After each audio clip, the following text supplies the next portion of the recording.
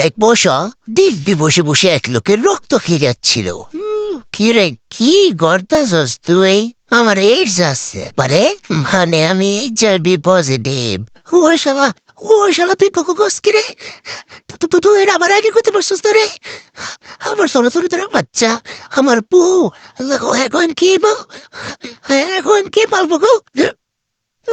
আমার জামাই গো, তুমি আমার কেমনে রেখে চলে গেলাম। আমার ভালো দিনারে গিয়ে ভালো।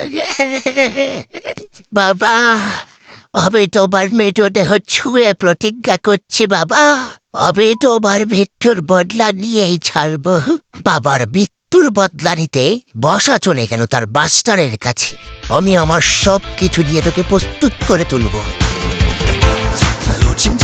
এখন তারপর কি হলো জানতে নিচের ভিডিওর লিঙ্কে ক্লিক করুন।